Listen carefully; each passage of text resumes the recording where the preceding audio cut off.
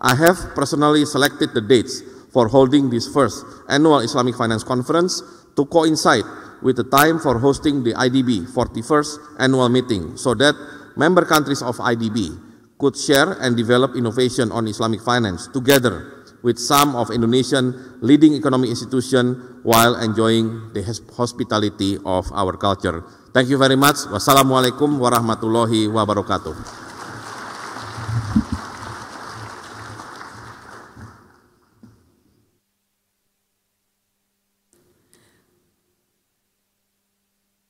Thank you, Minister, for the welcoming remark.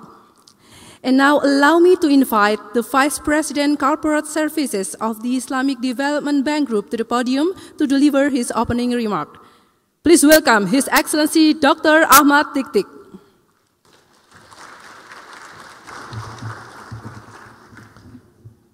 Bismillahirrahmanirrahim.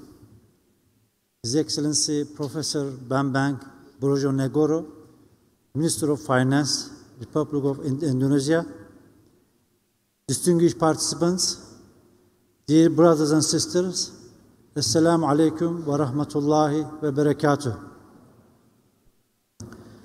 On behalf of the Islamic Development Bank Group, it is my pleasure to welcome you all to the first International Islamic Finance Conference on Sukuk for Infrastructure Development.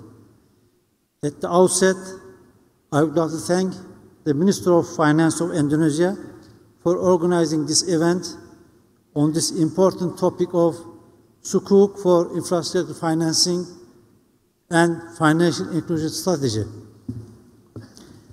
As you all are aware, the success and the growth of the Islamic finance industry is continuing, as the industry aims now to cross the threshold of $2 trillion. The industry has been growing with more institutions, more innovative products, and with wider geographical coverage. Especially with respect to the using the Sukuk instruments for infrastructure financing, the recent issuance of Republic of Indonesia of retail Sukuk is an important step forward in this area. Indonesia stands unique for its leadership and pioneering role to champion Islamic finance for infrastructure through the innovative products such as retail Sukuk. In this respect, such efforts will contribute to the deepening of the financial market in Indonesia. With various measures undertaken by the government and strong political will, we can expect the country to grow using Islamic financing modes. Dear brothers and sisters, infrastructure development, we all know that, is an important main driver for economic growth. Islamic finance, certainly with its direct link to the real economy, is perfectly suited for the development of infrastructure, which includes areas such as water, energy, transportation, and communication. Infrastructure development can also impact the economy through the inclusive growth by reducing poverty, generating economic linkages which provide access for the poor, access to energy, access to transportation, access to clean water, and thereby many citizens will find creating jobs.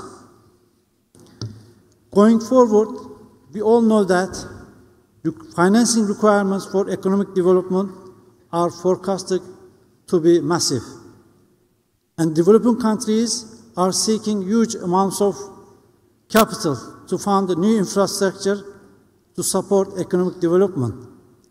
Given the huge requirements of these projects, it is a well-known fact that government resources alone, by tapping the taxpayers' money, will not be enough. Islamic finance offers an additional means of finance to support the government for its investment spending budget. This can be achieved through new finance mechanism new structurings based on the Sukuk instruments to the similar to the model designed for financing construction, reconstruction of the MENA region, which we are currently working with the IDB Group, World Bank Group, and the United Nations. I'm sure colleagues in the panelists, they will be elaborating on this concept. Dear brothers and sisters, I would like to reiterate IDB's support for assisting in the development of infrastructure and financial inclusion through Islamic modes of finance. Furthermore, I would like to thank the government of Indonesia and specifically the Minister of Finance for organizing this conference on such an important and timely topic. The discussion of this event, I am sure, will be instrumental in shaping the future of Sukuk as a tool for public finance for infrastructure. I wish you the success during the rest of the event. Thank you very much. Assalamu alaikum wa rahmatullahi wa barakatuh. Thank you, Doctor. Would you please remain on stage? Would you please remain on stage? And now I would like to invite Minister of Finance of the Republic of Indonesia, Professor Bambang Brojonegoro, to receive and to present a token of appreciation.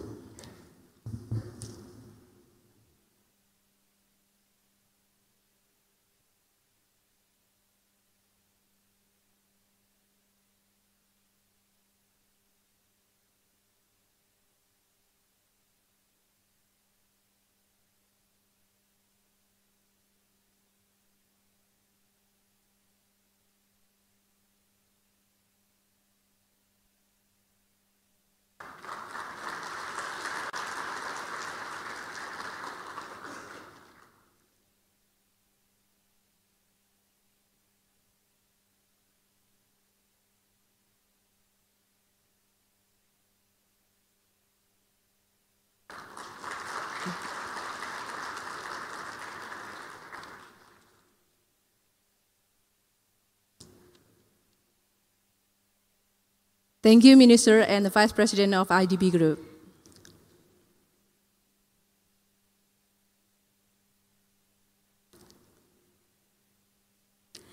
Ladies and gentlemen, we are going to have a morning lecture about structuring innovative Sukuk for infrastructure financing to be delivered by Professor Michael Macmillan.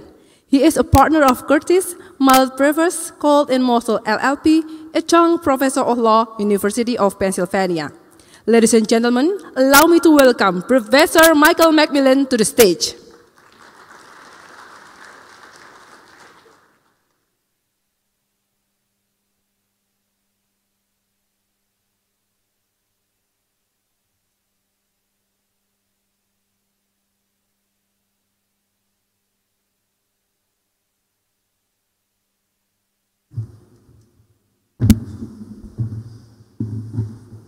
Your Excellency, the Minister of Finance, distinguished guests, participants, ladies and gentlemen. I'm going to speak to you today, make a few remarks about innovation in Sukuk, specifically Sukuk for infrastructure financing. In the course of this, I'll focus on, maybe you can tell me how I advance the slides though. Okay, good. On issues, that's a lot of advance. I'm going to focus mostly on private sector issuances and some of the fundamentals of infrastructure finance. There'll be some synergies for other points, but those 2 points are my main themes for today. The remarks are with respect to innovation that has changed with respect to an area where the Islamic finance industry has had a great deal of success. As you can tell from these numbers, in the first 16 years, there were 88 billion of Sukuk, and after a dip during the economic downturn, 2014, there were 116 billion. That's a success story. If you look at the categories, and we'll come back to this repeatedly, of issuances, sovereigns were about 67%, quasi-sovereign 16%, and 22% corporates. One of my questions in dealing with these numbers is, are they credible? And that'll have implications for infrastructure Sukuk. In terms of sectors, the 2014 data, fourth quarter of 2013 is roughly this, and it hasn't changed a great deal. Again, governmental issuances are predominant, but one has to ask how credible, how meaningful are these data? Because essentially, telecom, power utilities, and much of the real estate financing is also governmental financing. In terms of Sharia structures, we've seen a huge increase in the use of the Murabaha, Sukuk al-Murabaha, during this period. And that correlates directly, but we can't tell definitively, with the increase in infrastructure financing, particularly Saudi issuances. So these statistics are reassuring and a bit disquieting. There's a great deal of progress, no doubt, but there are some gaps. Specifically, there are gaps in the corporate and private sector issuances. There are some areas where we haven't made significant progress. I've a couple times tried to look at the underlying documentation for various Sukuk, and my determination is, and I think others share this, that there's a great deal of underreporting of sovereign issuances. What we should be focusing on in many instances is what credit supports the transaction. Many of the corporate issuances are dependent upon leases to the sovereign, sales to the sovereign, or other credits of the sovereign.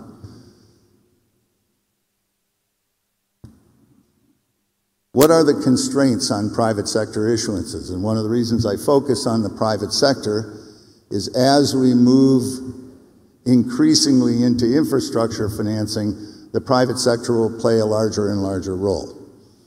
Private sector, historically, we've had a very difficult time getting ratings from credit rating agencies for sovereign issuances. Of the 5 rating categories used by the different rating agencies, the legal and regulatory has probably been the largest area of difficulty. 4 areas that I pick out for today that have been particular impediments are special purpose vehicles, specifically the ease of formation, and usually Sukuk are issued by a special purpose vehicle. It is exceedingly difficult in many jurisdictions to form SPEs. Long time frames, a lot of difficulties. Bankruptcy and insolvency, and I'll use the term bankruptcy today to encompass both. But bankruptcy and insolvency laws are weak, and they're difficult, and we'll look at 1 or 2 examples.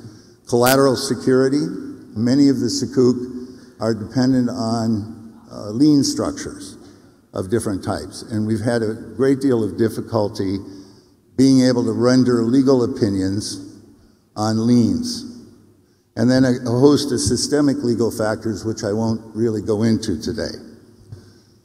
The upshot of this, of these 4 areas, it's been very, very difficult to get legal opinions that the rating agencies rely upon in the course of issuing their ratings. And because of the lack of legal opinions, they won't issue the ratings for private sector issuers. It's less important, obviously, with the sovereign because you're rating to the sovereign credit. So, as an example of one of the bankruptcy issues, and one that I think is the leading problem in terms of achieving ratings for private sector Sukuk issuances, is true sale. When the asset is transferred from the originator of the asset, be it a government, a private sector entity, to a special purpose entity issuer, is that a true sale? What kind of transfer is that? It's a fundamental aspect of rating any private sector issuance. Basically, because of the buyback provisions in our Sukuk and both rights and obligations, virtually none of the issuances satisfy the true sale requirements. I'll give you a couple slides just to, to show you in picture form where the issue arises. What we're concerned about is the creditors, the top left box, the creditors of the originator.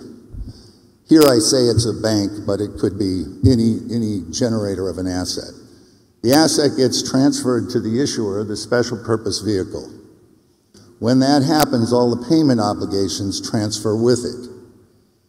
And it is out of those payment obligations that the Sukuk holders on the far right are paid. The problem in the true sale context, the question first is that a true sale? This arises in the bankruptcy and insolvency context. It also arises in the tax context with equally grave consequences. If it's not a true sale, then what happens is the creditors of the asset originator can go after the assets of both the special purpose vehicle and the asset originator, which means Sukuk holders don't get paid. This has been one of the largest concerns of the rating agencies, and their refusal to rate private sector issuances has primarily dealt with this issue. If it is a true sale, obviously what will happen is the owner will be determined of the asset here shown as a plant, will be determined to be the special purpose vehicle, and the payments will flow through to the Sukuk holder. So this is a very, very important issue for us in starting to move toward private sector issuance, particularly in infrastructure, but throughout, in every area. Another area is substantive consolidation doctrines, which are a pooling of both the assets and the liabilities of the issuer and the special purpose vehicle. I won't spend any time on it, but if a creditor can cause those to be pooled and go after that pool, it's to the detriment of the Sukuk holder. This has been another bankruptcy and solvency issue for rating agencies. Collateral security is yet a third. And as you know, we speak a great deal about asset-backed and asset-based transactions. Many of the transactions, because of cost, legal impediments, or whatnot, are asset-based of necessity. They become asset-backed if the liens that secure the transaction are foreclosed upon. So I'll make a point way at the end that I think we make much ado inappropriately about this distinction. It's much more nuanced than this. Most of the Sukuk issuances in the world, and here I'm including securitizations that would otherwise qualify as Sukuk but aren't labeled as Sukuk, are asset-based during the period of until a default or foreclosure. The upshot of all this is that we need some reform. We need substantive law reform. And I'm going to pick out the collateral security and bankruptcy initiatives of UNCITRAL, the World Bank, European Bank for Reconstruction and Development, IFC. I would suggest, and one of the conclusions that I'll come back to, is as an industry we need to get involved from the beginning, help shape these model laws. As an industry, we are reactive. We go into countries around the world and we try and amend laws that are built for interest-based financing. It's piecemeal, it's not terribly efficient, and it contains many errors and compromises. We have opportunities right now. All of these model laws are being developed right now. We have opportunities to become involved at the ground level and infuse Sharia principles from the outset, from the very beginning. I hope that we will take that opportunity. Secondly, I think, and I made a suggestion down the bottom, if we're going to build secondary markets, I think we should go to jurisdictions where the securitization process and all the legal infrastructure is already in place, and issue from those jurisdictions and build up a pool of tradable Sukuk. There are lots of Sharia compliance assets in the US or Europe that can be used for this purpose. Infrastructure, a few comments. Why are governments involved? What risks are going to be allocated? What sectors take the risks, etc. These are fundamentals of infrastructure that we ignore when we do all government issuances of Sukuk for infrastructure purposes. They aren't adequately analyzed. As we move toward PPPs of different types and structures that involve the private sector, the analysis becomes quite different. So I want to go through just a couple slides on these points.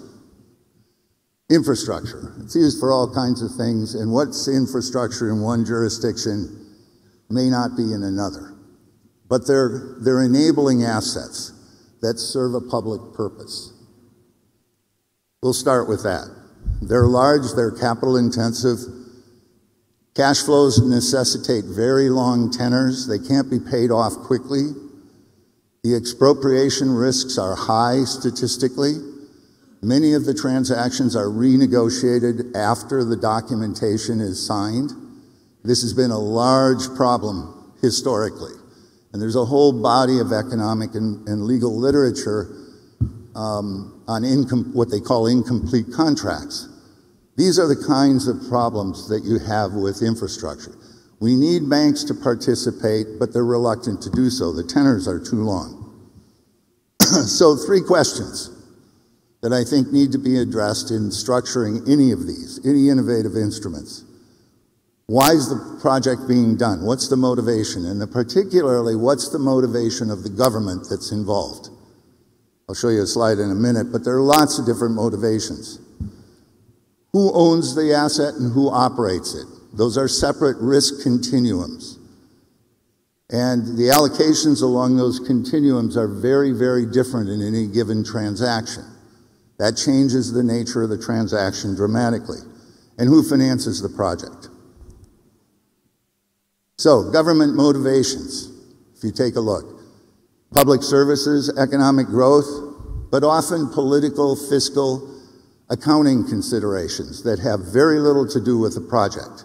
And that will influence the structure of the risk allocations and the documentations greatly. You have to identify carefully the government motivation at the inception. Who owns the project and who operates it?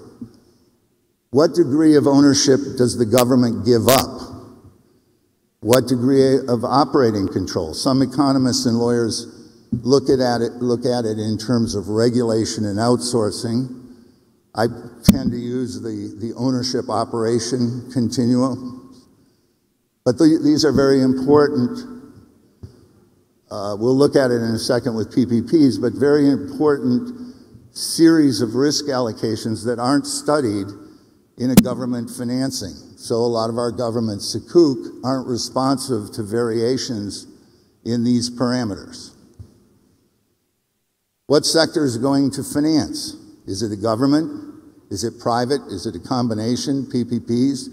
Is it project financing of some sort? I say project financing because infrastructure finance, project finance, and PPPs are very different concepts. Infrastructure is defined by asset type. Project finance is defined by degree of recourse, and PPPs by the entities involved. There are overlaps. Some can be all 3, some can be only 1.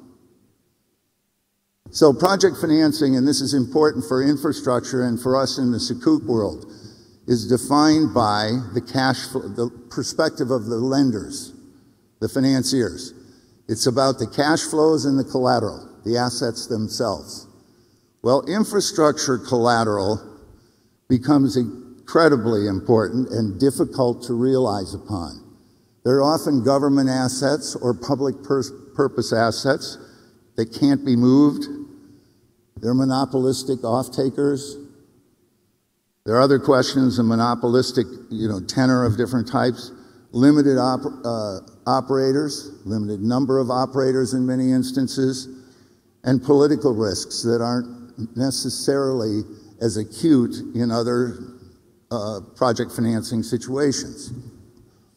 we need to take, when we start to think about Sukuk for infrastructure, we need to start moving into these realms and considering these. What's a PPP? Collaboration between the public and the private at the simplest level. But there are many, many different, and they're all structured around these 4 or 5 parameters: ownership risks, operation risks, regulatory control, and degree of outsourcing. And you build incentives and disincentives depending upon where you are on those continuum. An important point is who pays. Seems obvious, but it's not. Is it the public? Is it taxpayers? Which group of taxpayers are going to pay? If you look at infrastructure projects around the world, sometimes it's targeted group of taxpayers, sometimes it's subsets of the total, sometimes it's a broad swath of taxpayers. Or is it the user? How do they pay? Many, many different models for how they pay. And our Sukuk will be built to those models. All right, so I'll flip through the next 3 slides and go to the conclusions. I'll flip through these very carefully, but they're important slides. How much private risk is there in a PPP transaction? Well, there are dozens of kinds of PPPs. So there's dozens of spots along the risk continuum in terms of how much risk the government has and how much the private sector has. Looking at the ownership operation graphing of this, you'll see, and I put just a few of them on there to give a feel for where different structures fall in this sort of an analysis. Well, these are all very, very different contracts. And these are going to underlie Sukuk. The leases, Sukuk al-Ijara, Musharaka, Mudaraba arrangements of different types.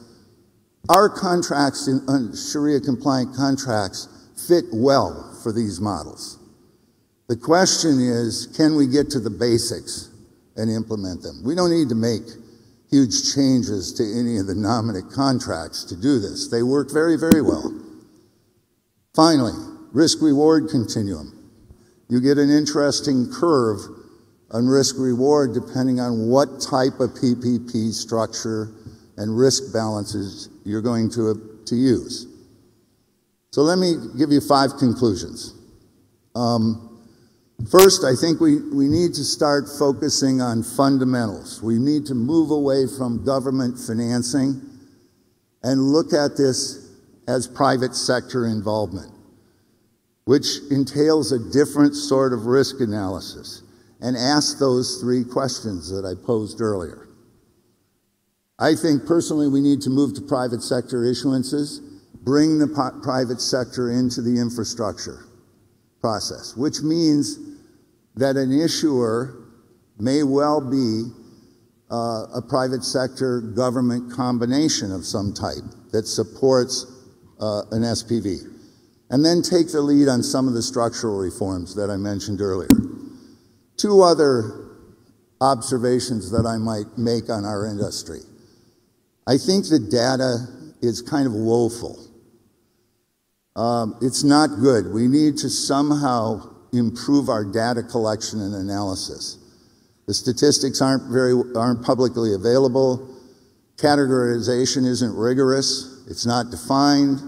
The categories aren't published anywhere. It's not very transparent. And we have a very hard time analyzing and trying to determine how we will adjust in our industry when we don't have rigorous data of that type. So I think we need to improve our data collection, management, and analysis. I made reference earlier to asset-based and asset-backed. Many Sukuk structures around the world, many securitizations, and a Sukuk is a securitization. You don't transfer the asset. You can't. Often legally you cannot.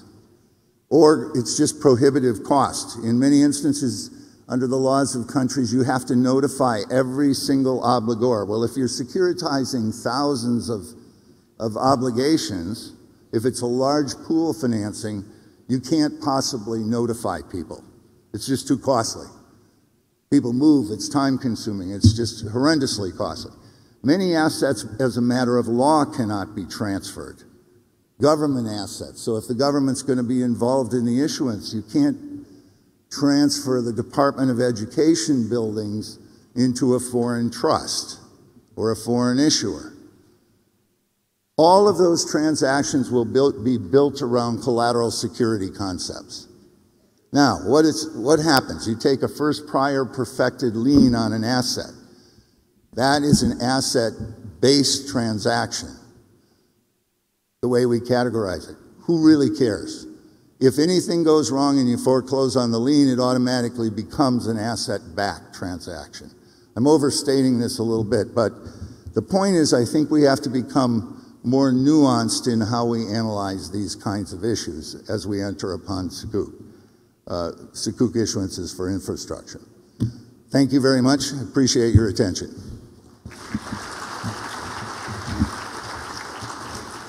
Thank you, Professor. Would you please remain on the stage? Would you please remain on the stage? And I would like to invite Minister of Finance of the Republic of Indonesia back to the stage for presenting the token of appreciation.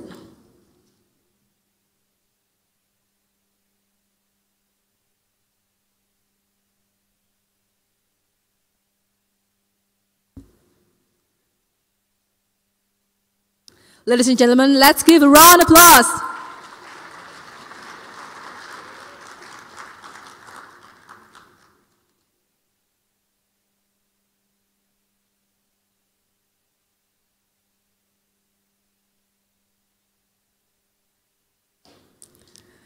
Ladies and gentlemen, the formal ceremony of the opening of the first annual Islamic Conference 2016 is over.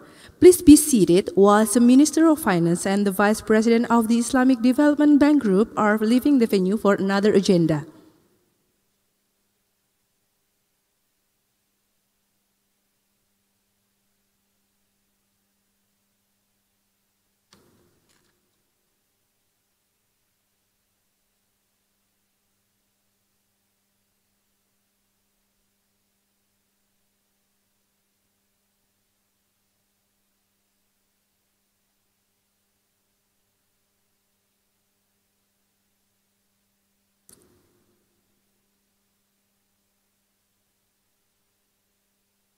Now we are coming to the panel session with a topic about policy and strategy to enhance infrastructure development and financial inclusion.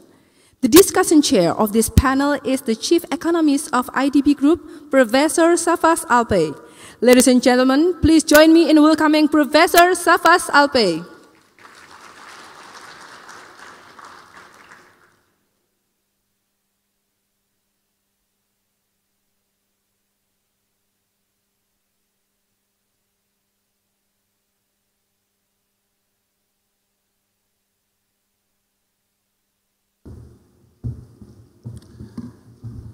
Bismillahirrahmanirrahim.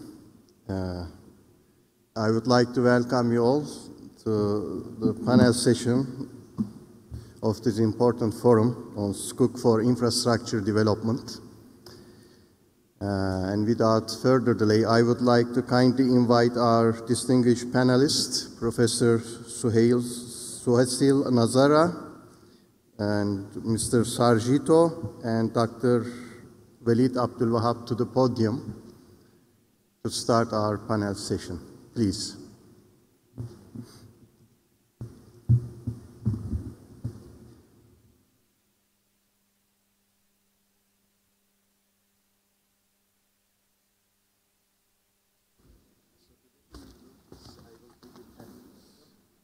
I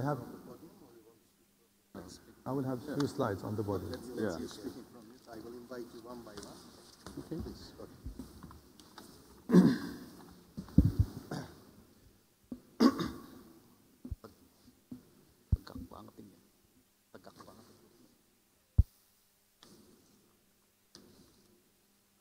So the way we will implement this panel session will be, I will be giving the floor for our distinguished panelists for around 7 to 10 minutes for their initial remarks.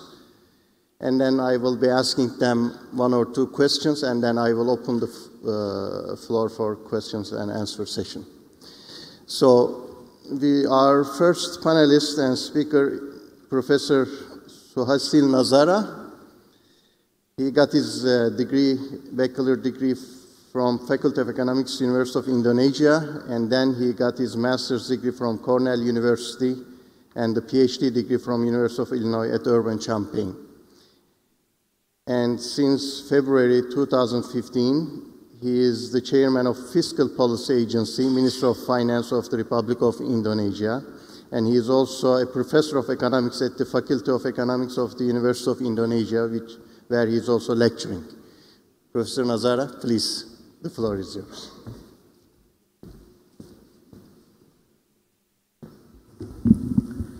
Assalamualaikum warahmatullahi wabarakatuh. Ladies and gentlemen, in the next 10 minutes, I would like to give you a highlight about the background of our important seminar session this morning. That is, of course, this is about the infrastructure development, and then how Sukuk would be very good for infrastructure development and financial inclusion.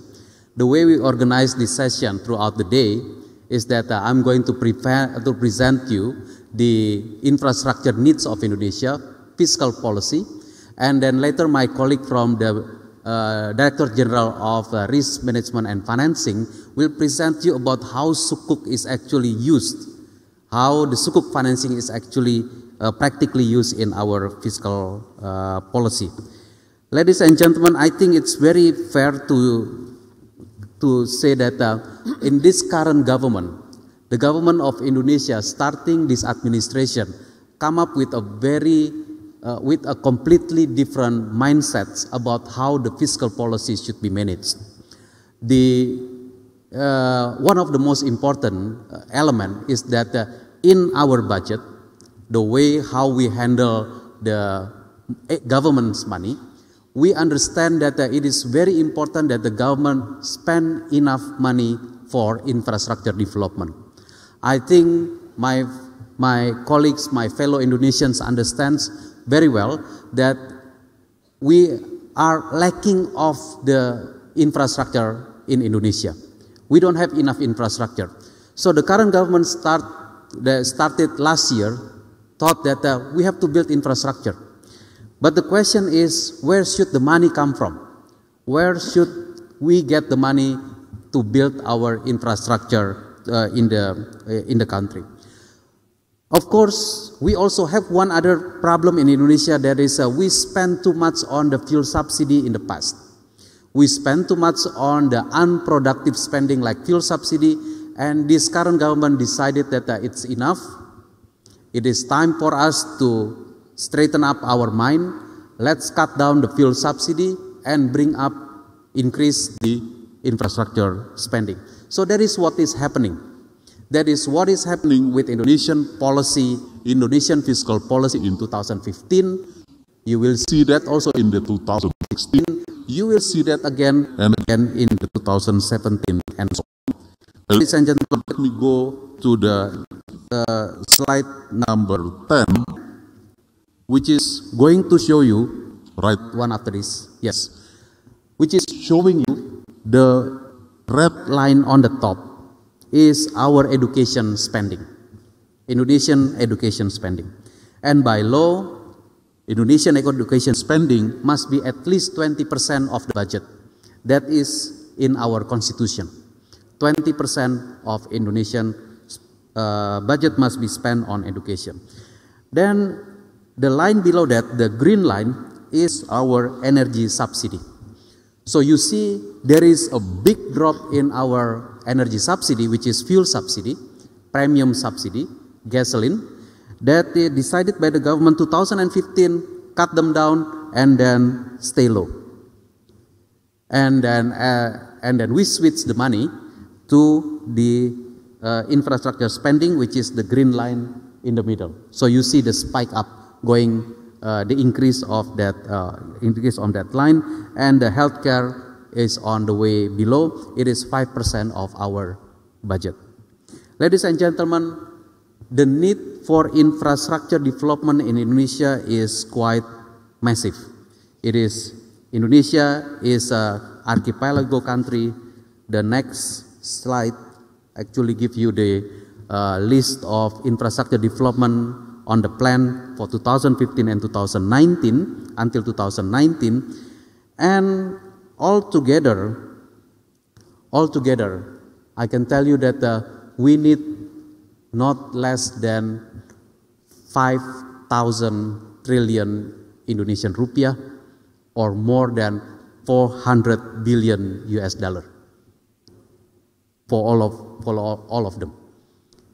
Not to mention the maintenance. It's a huge amount of money that we need, and then it is quite fair to say that the state budget will only can cover about 130 billion US dollar. So we have to find the remaining from non-government. We have to find the remaining from the non-government, and it is quite, and we have several logic to that. Number one is the capital spending to state-owned enterprise, which will be leveraged. So the main difference, so you see, government can spend money to line ministries, government can also spend money for capital spending to the state-owned enterprise. The main difference between the two is that the money that we spend on the line ministry cannot be leveraged. If we spend 1 million rupiah, that will become a project worth of 1 million rupiah.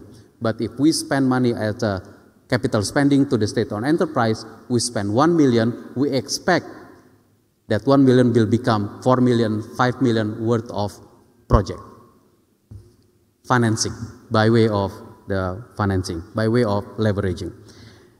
The other thing is the private sector. So state-owned enterprise, number two is the private sector. Private sector by way of the public-private partnership and by way of the pure private infrastructure development is developed now in Indonesia. Public-private partnership is still at the very initial stage, but the pure private we are still inviting. And for the pure private, we are providing the fiscal incentives for any private sector building infrastructure worth more than 1 trillion rupiah. So we can provide the fiscal incentive in the form of the tax deduction to the private sector. So ladies and gentlemen, the need of infrastructure development is massive, and of course Sukuk financing is one way to fulfill that need, to fulfill the need. And we have been doing that, and I think so far the outstanding Sukuk is at 9.5 billion US dollar for Indonesia, and later my colleague in the next session can elaborate to you in more fully about our Sukuk portfolio as well as its management. Let me use the next couple of minutes to talk to you about one other thing. In Indonesia, when we changed the logic of the fiscal policy, when we said that reduce the fuel subsidy and increase the infrastructure, it is actually not only stopped there. The money that we get from the from the fuel subsidy reduction is actually allocated to two things. Number one is the infrastructure spending, and there is a number two, social protection. Because we believe that in the growing Indonesia, where the middle income class is increasing, social protection will become more and more important. Social protection is very, very important not only for the poor, but also for the middle class. Because this middle class are usually still vulnerable. Yes, they are way above the poverty line, but they are still exposed to many risks. So that's why social protection is very important. And of course, before we go to the social protection, let me go to directly to the different financial inclusion. We would like to deliver our social protection by way of the financial inclusion. So the government has already designed several government to private payment program, G2P program, by way of the financial inclusion. So some of my fellow Indonesian probably know this, the cash transfer program. Indonesia currently has the conditional cash transfer program to cover about 5.5 million households, which is the lowest household in Indonesia, about 5.5 million. And about this, for this 5.5 million, at this moment it is still paid by cash, but then the direction is to pay them by bank, by non-cash. Last year we started with 1 million family. 1 million family receiving their cash transfer by way of the banking sector, by way of the financial inclusion, financial service. In addition to that, there is also cash transfer to poor students, and this is completely now by bank. And the other thing is that they are still on the pipeline of what we call the welfare family saving programs, which is a program that is the last time used to compensate the increase of the fuel prices back in November 2014. So we paid those family, 1 million of them, with the banking by way of the mobile banking and electronic cash. Ladies and gentlemen, the improvement of infrastructure and financial inclusion are really two most important agenda of this current government. And for that, it is we are looking forward for the use of financing, good financing from different sources, and I hope that this can give you the highlight about the Indonesian economic policy and also what we are looking at for the financial reform in our budget. So let me stop here. I'm happy to elaborate further in the discussion later. Thank you very much. Assalamualaikum warahmatullahi wabarakatuh.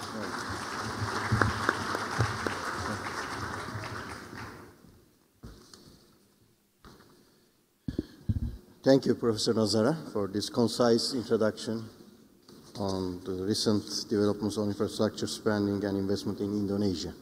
So now I'd like to invite Mr. Sarjito. Mr. Sarjito is currently Deputy Commissioner for Capital Markets Provision in Indonesia Financial Service Authority, OJK. He got his undergraduate degree in law from University of Indonesia, and he has also an MBA degree in finance from St. Louis University, USA. He lectures capital market and enforcement for police officers, public prosecutors, judges, corruption and commission lawyers, and others. So please, Mr. Sarjito, the floor is yours. Thank you.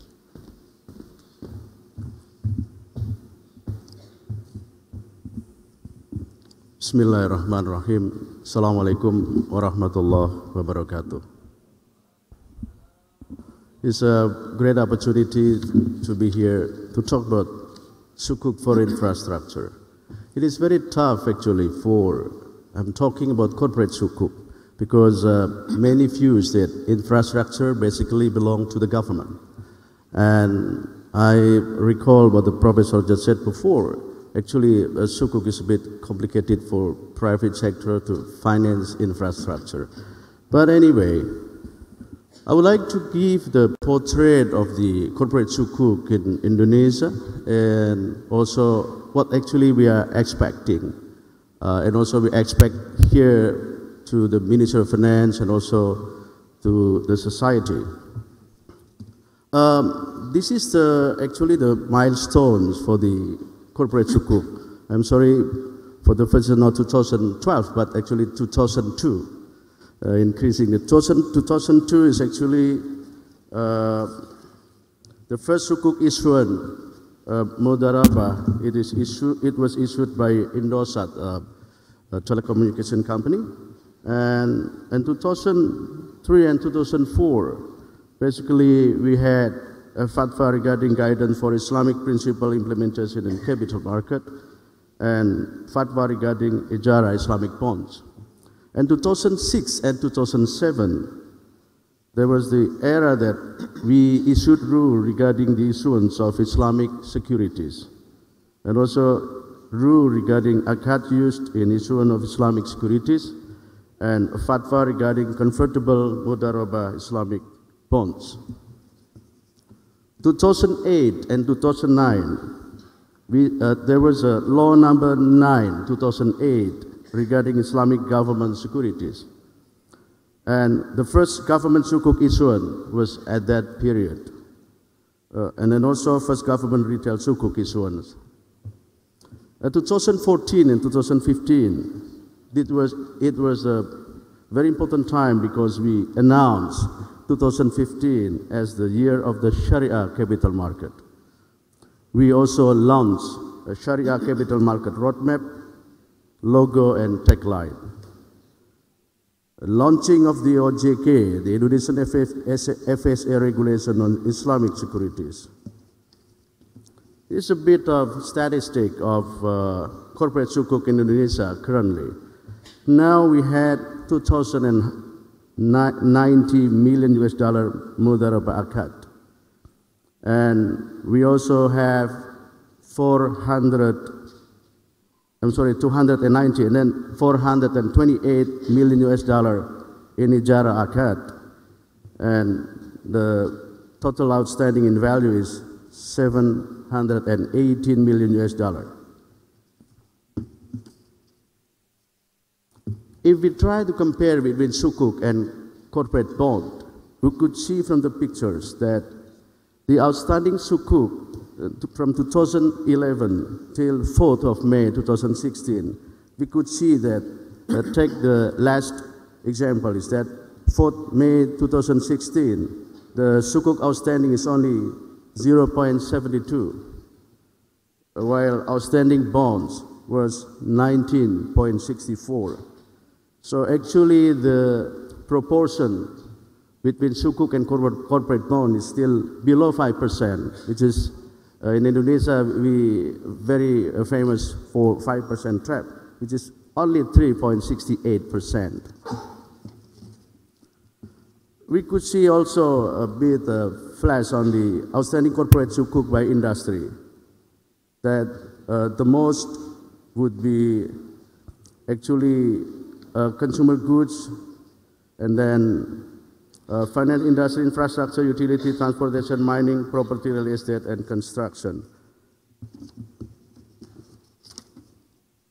Let's go to the prospect and challenge in Sukuk development. Next slide, please.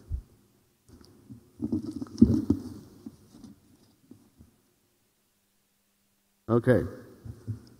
We could see here Indonesia infrastructure financing needs for 2015 and 2019.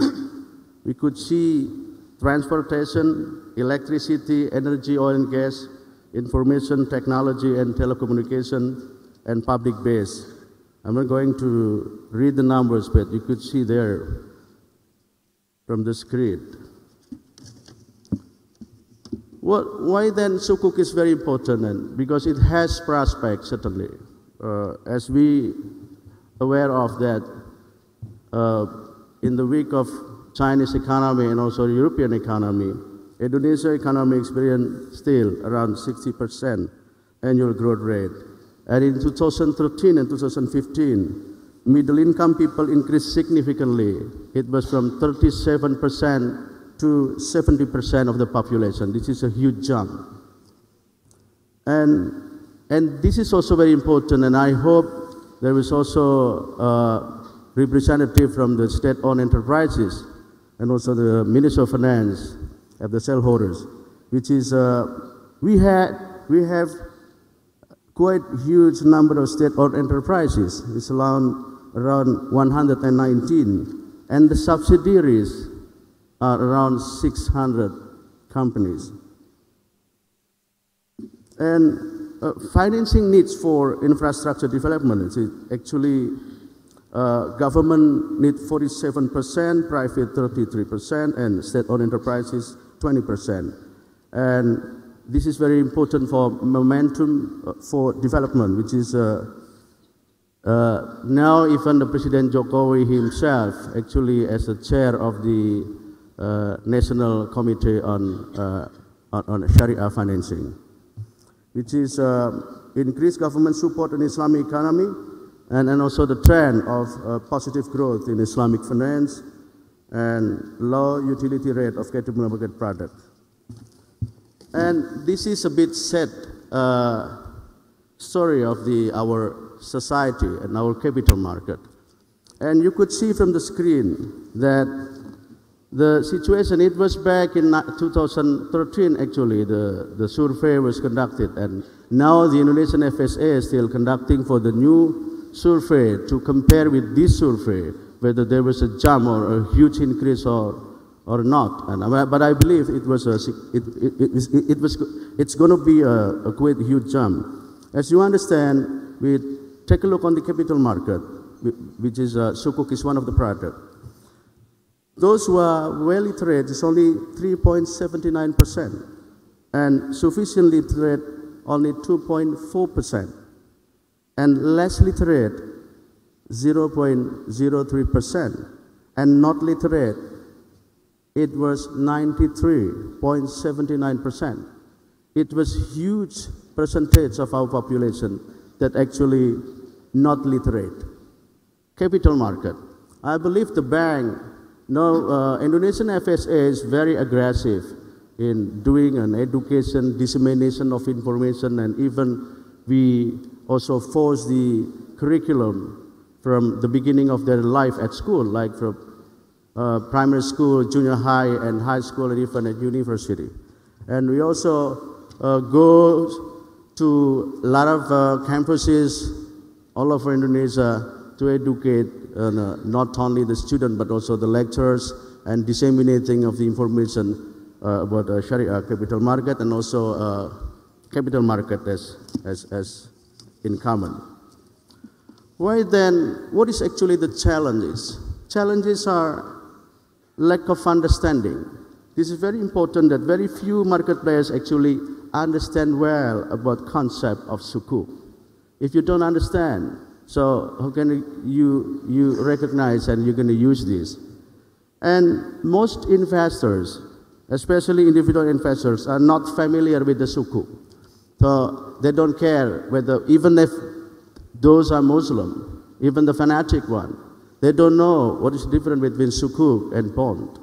So this is very important for us to educate our society on Sukuk and on every aspect of financial instrument. And then what about the market players' perception? On their perception, issuing Sukuk needs extra effort and cost. And they think that Sukuk is more costly than issuing bond and other instrument. And they also perceive that Sukuk only can be issued by Sharia compliant companies. We also still facing legal issues. Even our brother from Ministry of Finance, that actually it was quite clear, but some lawyers and also some investors and market participants still ask. Market players doubt about taxation policy due to no explicit regulation about tax neutrality for Sukuk, even though in practice Sukuk is not charged double taxes. So we need clarity only. So sometimes rule and laws need to be clarified and clear and read by the same person with the same meaning. And we also face liquidity issues. Sukuk in secondary market, still as you understand, the comparison between Sukuk and bond is still very low, less than 5%. So